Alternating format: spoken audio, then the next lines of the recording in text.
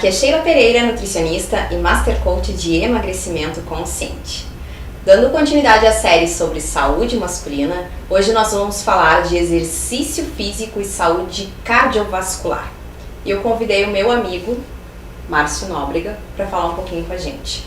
O Márcio é educador físico, especialista em cardiologia e metabolismo, sócio da SOCERC, Sociedade de Cardiologia do Rio Grande do Sul, e sócio da Sociedade Brasileira de Cardiologia. Muito obrigada, Márcio, por estar aqui conosco, trocando uma super ideia aí sobre saúde masculina, né? É um prazer, eu que agradeço a oportunidade e feliz por estar partilhando um assunto tão pertinente para a nossa sociedade. Com certeza. Márcio, quais os problemas de saúde mais comuns entre os homens? Olha, Sheila, nós vamos responder essa pergunta em duas situações. Se a gente levar em conta, indiscutivelmente a doença cardiovascular é a que mais prevalece entre homens e mulheres, com algumas diferenças de gênero.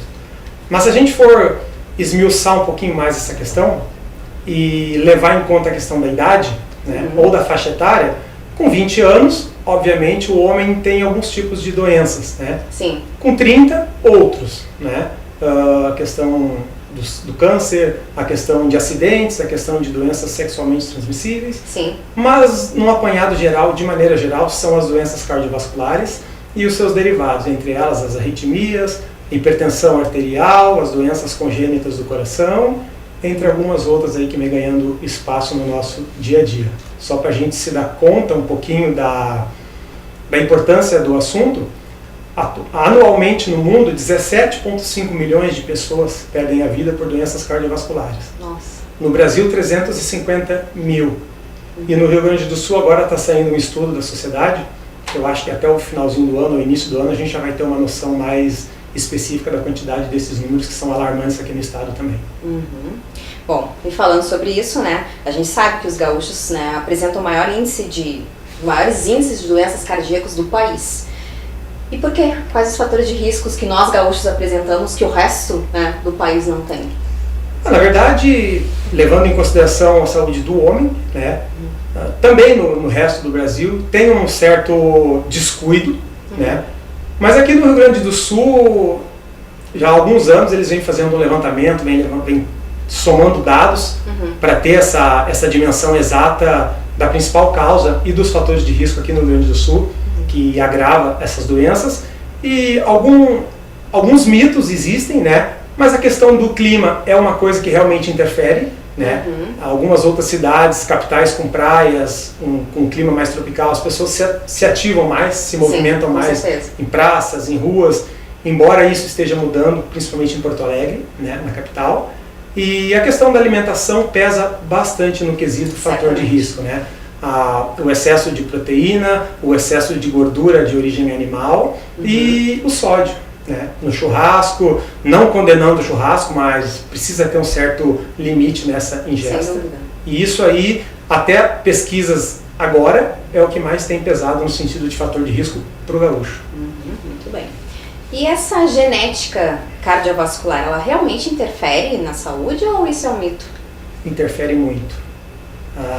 Alguns estudos, Porto Alegre tem grandes grupos que estudam genética cardiovascular, Hospital de Clínicas, a própria Santa Casa. Eu tenho alguns amigos e profissionais que trabalham diretamente com isso, em investigação. Sim. E até na questão do esporte, né, do esporte competitivo de alto rendimento.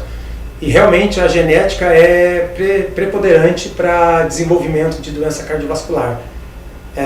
Não que aquela pessoa que não tenha uma genética favorável, ou um genótipo positivo, que é o que eles chamam, né? Sim. Não que essa pessoa não vá vir a ter problemas cardiovasculares, até porque o que manda também é os seus hábitos de vida, né? Sim. Então não adianta tu nascer com uma genética favorável e não desenvolver hábitos positivos. Com certeza. Mas a genética, ela tem um passo muito forte, e aquela pessoa que tem uma genética favorável para doenças cardiovasculares, com certeza precisa ter uma atenção redobrada para não vir a sofrer com isso.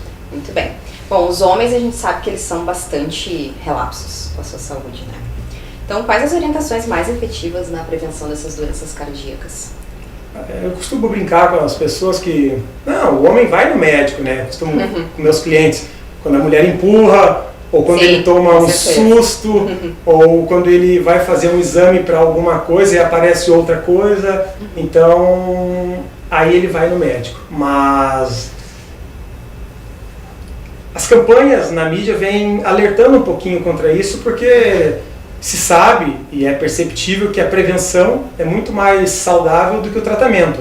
Sim, Né? Financeiramente, para os órgãos públicos também é muito menos custoso a prevenção do que o tratamento, e a mídia está batendo bastante em cima disso. Eu acho que a gente vai conseguir fazer com que o homem por si só procure, busque, se oriente, vá fazer os seus exames, vai fazer a sua prevenção e não espere só essa ajuda da parceira, né? Ou de algum familiar mais próximo, e que ele tome por iniciativa essa prevenção, porque a prevenção se dá com hábitos de vida, se dá com exames de rotina, se dá com uma conversa informal com um amigo que foi no médico, o médico pediu um exame e ele nunca tinha escutado falar no exame e resolve por si só ir fazer uma consulta e também procurar algum tipo de exame para a sua saúde. Mas realmente é uma questão que a gente vem alertando na minha prática diária com clientes e com amigos, a gente vem trabalhando em cima e a gente percebe essa dificuldade da parte do homem de fazer essa prevenção. Realmente ele é muito mais relapso, mas eu vejo uma esperança no final do túnel. Que bom,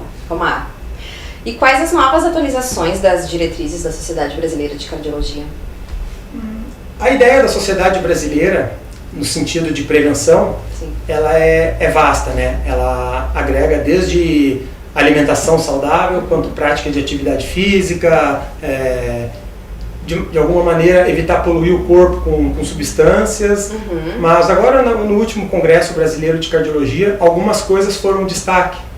O próprio uso da espiritualidade, né? Eles fizeram um estudo, né? Já vem há algum tempo estudando sobre isso, e perceberam que pessoas que têm alguma fé, alguma crença, num leito de hospital, numa reabilitação, essas pessoas saem na frente no quesito reabilitação. Elas se recuperam muito mais rápido, né? Então a espiritualidade é uma coisa que foi destaque, o tabagismo, né? No Brasil nós temos o índice de tabagismo é alto, o Rio Grande do Sul está no topo dos nossos estados de consumo de cigarro, então isso é uma coisa que tem uma atuação negativa direta na saúde cardiovascular, né? Então isso aí precisa diminuir um pouquinho.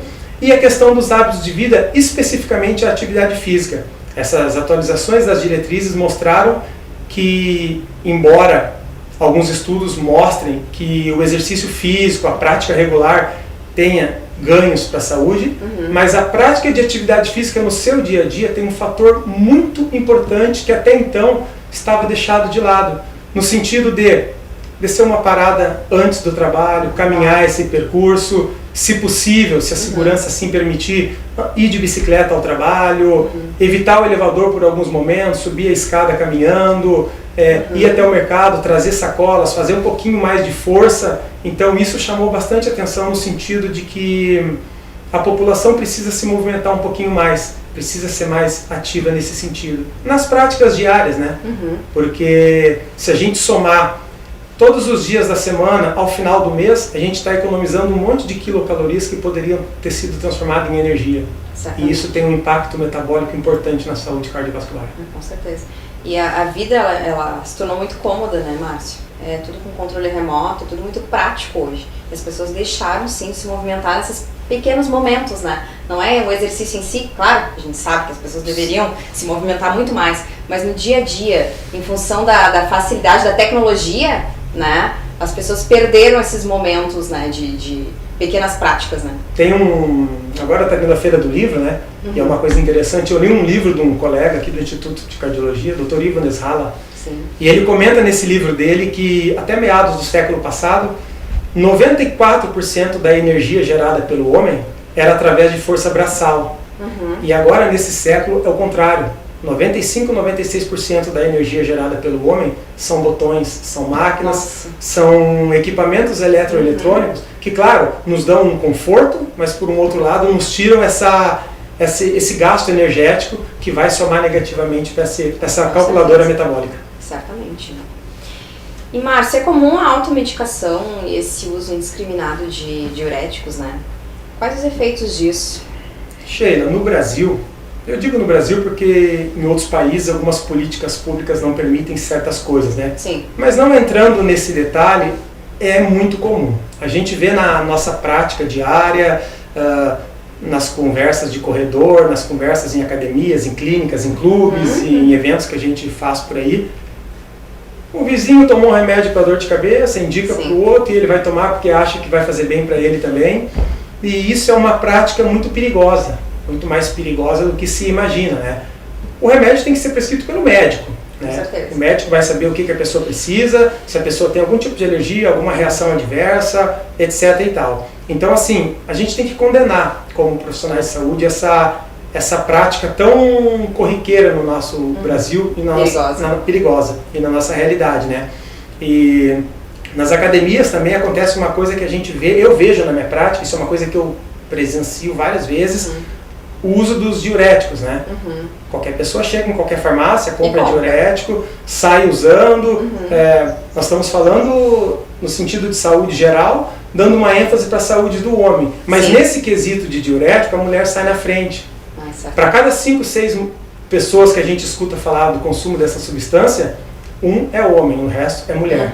Então, assim, o diurético gera uma série de complicações hepáticas que a gente não precisa entrar ao mérito aqui, mas a maior complicação que a gente vê, que eu vejo na prática, no dia a dia, é essa complicação cardiovascular. A gente sabe que quando a gente faz a diurese, a gente elimina um monte de substância, entre elas uma substância que é muito importante para a questão e para a manutenção elétrica do coração, que é o potássio. Exatamente. Né? No momento que a gente elimina uma quantidade muito alta de potássio, desenfreadamente, sem um controle, e a gente diminui isso aí, o sistema elétrico do coração vai ser prejudicado, podendo levar a arritmias leves, arritmias graves e possivelmente, como um desfecho pior, uma morte súbita. Por uma bobagem, por uma coisa que poderia ser evitada, né? Então acho que esse alerta deve ser super importante, né? Bom, em termos de atividade física, né, objetivando uma melhora na saúde dos homens e principalmente na saúde cardiovascular, quais os exercícios são mais indicados? Olha, hoje em dia a gente tem uma gama de atividades, né? Sim, muitas opções, né? Atividade física indoor, outdoor, atividade física, enfim, exercício físico desde o mais intenso ao menos, tem uma gama de atividades para, podemos dizer que para todos os gostos. Sim. Mas a gente tem que levar em conta algumas coisas que são importantes. Antes de mais nada, uma análise geral, um check-up geral para ver se essa pessoa pode fazer a atividade física ou o exercício que ela está pretendendo. Se a gente quer fazer uma atividade para melhorar a performance cardiovascular, eu vou ter que apostar nos exercícios aeróbicos. Né? Se eu quero, por exemplo, trabalhar mais o lado estético, além dos exercícios aeróbicos, eu vou precisar trabalhar exercício resistido, exercício de força, ou um tipo de exercício que vem ganhando bastante enfoque agora, há 3, 4 anos para cá, é o exercício combinado. Né? Um circuito que envolve exercício aeróbico, exercício de força, se mistura e tem um circuito cardiometabólico, mas o que vai depender é a intensidade desse exercício. Né?